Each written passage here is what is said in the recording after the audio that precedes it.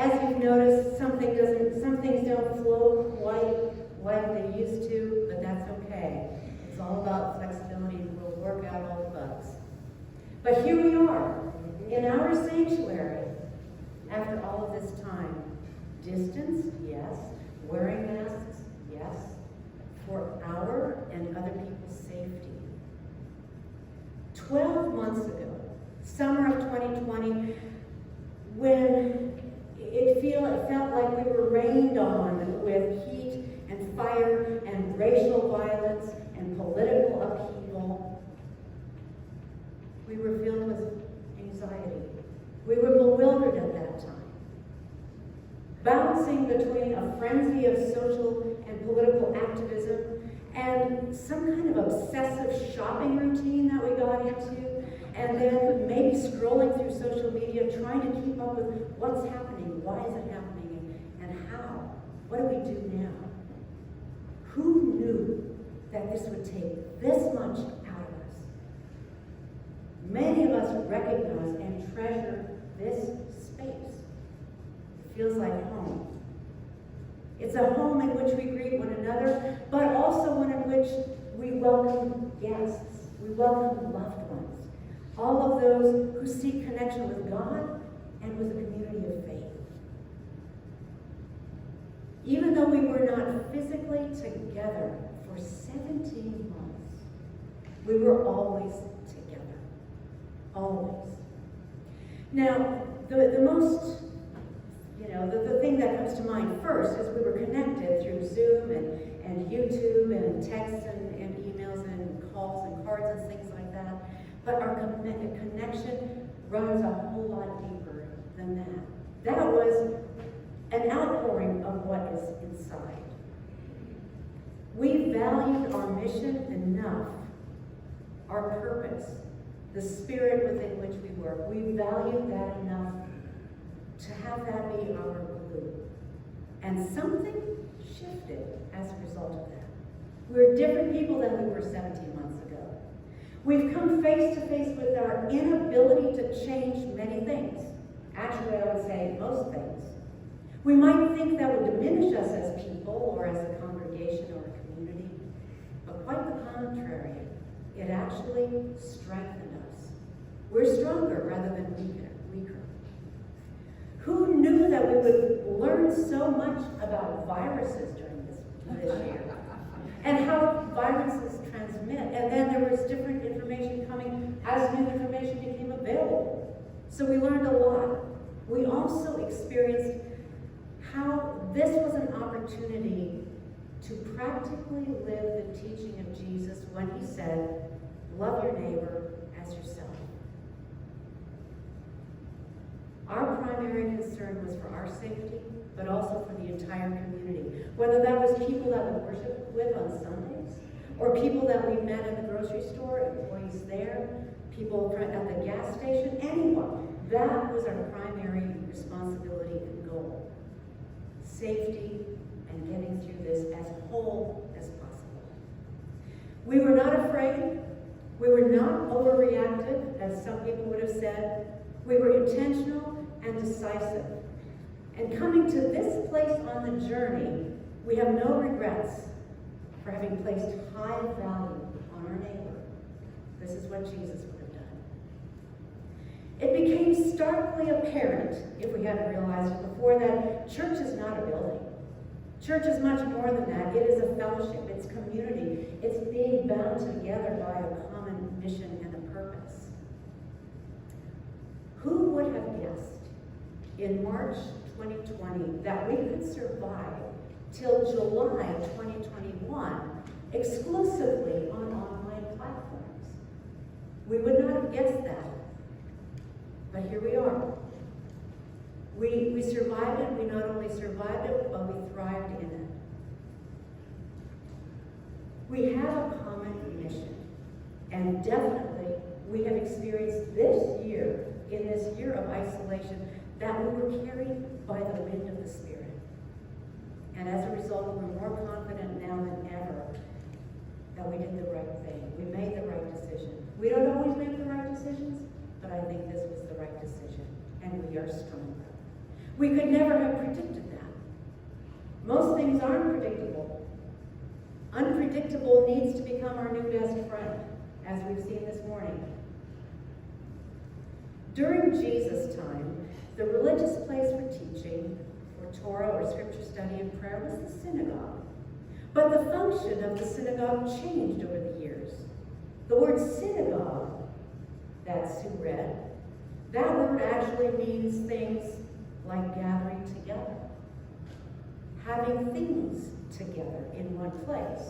Things as disparate as boats and people and edibles and water, that was all housed in the synagogue.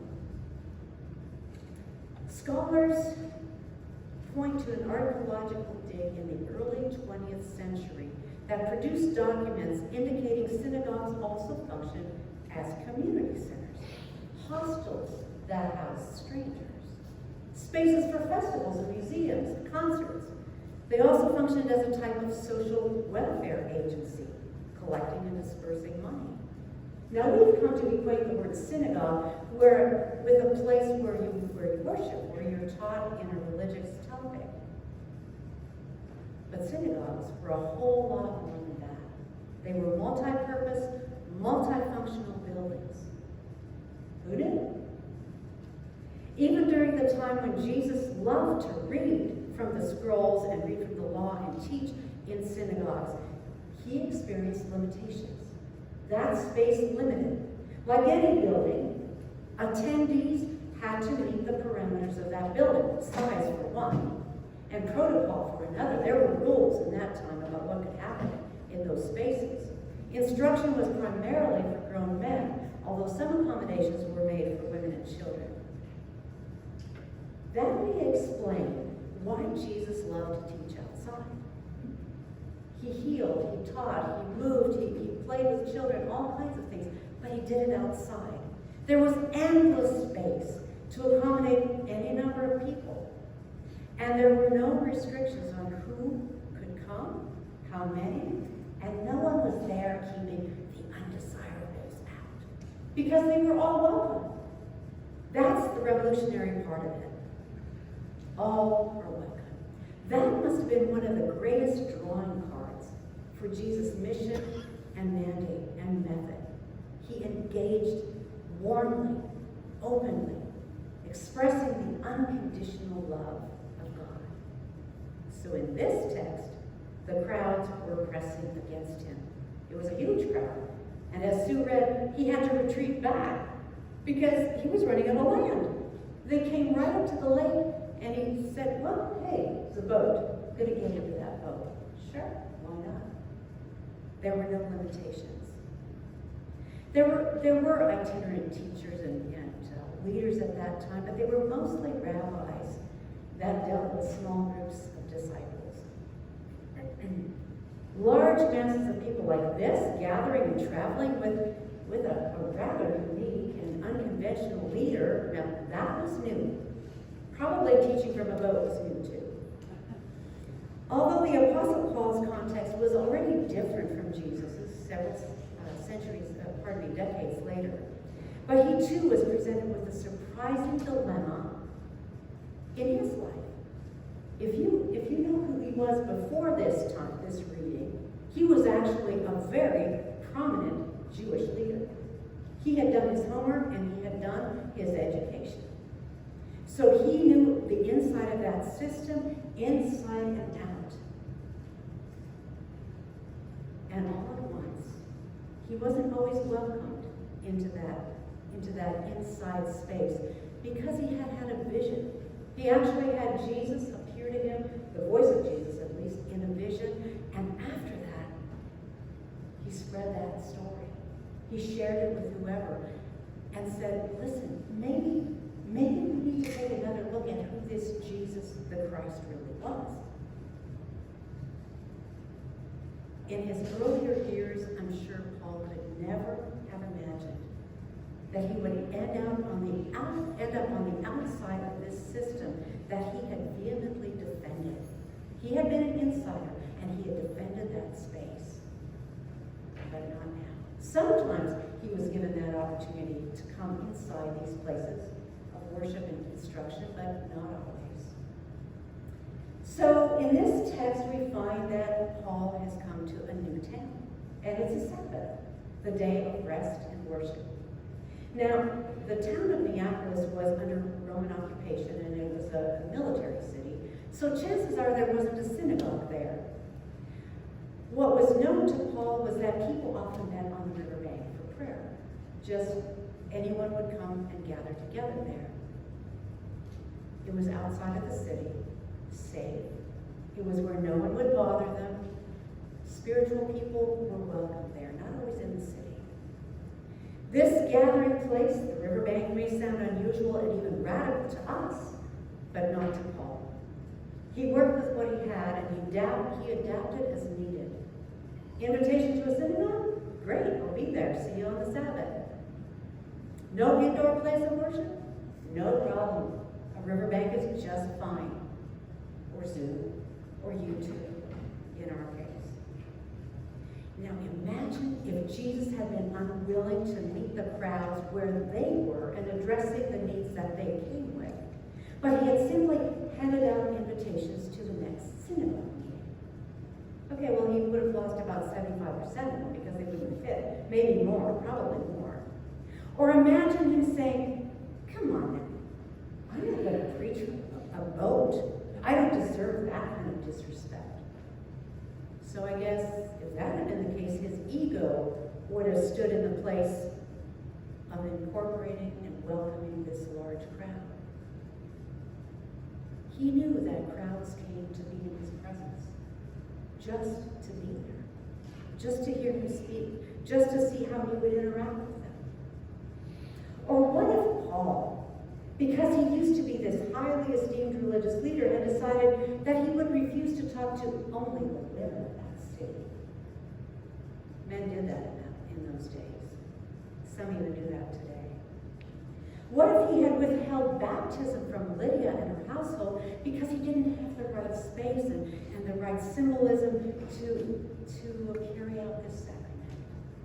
What if? There's something about leaders like Jesus and the Apostle Paul who held more firmly to life-changing connection with God and with each other than to forms and practices and designated places. Their priorities were people, connection, availability, transformation. Most often, becoming adaptive or experiencing an evolution doesn't happen without some impetus. Nothing changes without external pressure. We have to many times be cajoled and pushed and encouraged to make changes, to make that happen. Think of a butterfly leaving a cocoon. That change is even necessary for it to thrive, but we have to be pushed many times. Especially those of us who are lovers of structure and sameness. We have to be pushed. So Jesus moved from place to place, sometimes teaching, sometimes playing with children, other times healing, serving a picnic lunch. Our modern sensibilities find that extraordinary. There seemed to be no structure or predictability at all. No checklist, no to-do list, no desired outcomes, no goals, measurable goals, and certainly no dress rehearsal, which we had yesterday, by the way. Paul was an educator by profession, and you can tell. He spoke and taught like an educator, always looking for that creative moment where something was a teachable moment. Some parents use that phrase too. And he certainly had that on the riverbank with those women gathered around him there. What we've come through the past 17 months has seemed so new to us. We felt like exiles banned inside of our own houses, and we could appear only as these Zoom squares. We scrambled to adjust, to ask new questions, and to continually ground ourselves in the why of why we do this. This, being gathered on Zoom and YouTube, checking in on one another every week or every month, learning new ways to pray, singing alone in our living rooms while listening to EJ's voice and the music, connecting virtually. We did it for ourselves, we did it for each other, and we did it for the greater good, for our neighbors. Over the months, what was foreign and unfamiliar has become quite familiar, maybe even comfortable. Some of you might have found it uncomfortable to get into a hot car and drive here and actually, have to appear with no pajamas on, So it has become familiar, and now we kind of have to relearn some things. But for Jesus, how new was this kind of organic flexibility really? It really wasn't new to him. For us to survive individually and as a congregation through these past months, something had to shift. And it did shift, and it took all of us with it. If we hadn't shifted, we would be shattered. But we're not. We didn't lose. We have gained valuable experiences, and we have become stronger as a result. We learned that the presence of God is with us in very unexpected places. We learned to let go and allow the waves under our boats, so to speak, to help us, to let us drift away from the shore, from the predictable, from the things that seem so necessary. And strangely, we found that we were offered more space to hear more clearly. That's been one of the gifts. We come to this new place with strength and resolve to continue doing whatever it takes to protect each other and to support the greater good. Remembering, love your neighbor as you love yourself. We will continue to welcome the guest, those searching for a place to be themselves, complete with doubts, questions, fatigue, even pain. Because we understand church not primarily as a building, but as a fellowship, a common mission, a community that welcomes everyone, we will once more share our physical space, as was done in the ancient synagogue. Community support groups seeking the well-being of people in our community with variety of needs are ready to come back for their meetings. We will welcome them. Just this morning, I heard plans being made for the youth getting together in person. We welcome that. We will continue to reach beyond the building to engage in the fight for structural change in the school system, in our city government, every place where people's humanity is being ignored or trampled. We will expect to find worshipers in spaces rarely attributed to anything spiritual, just like the riverbank, local pubs and coffee shops, fitness studios, PTA meetings, in classrooms, among colleagues, in grassroots organizing to bring justice to every part of our community. It might feel like a whole new space that we're in again after so many months. But it's not all that new. It's the flexible space in which Jesus moved with ease. He was at his best among people. Let's be the same, knowing we're going to be in for surprises.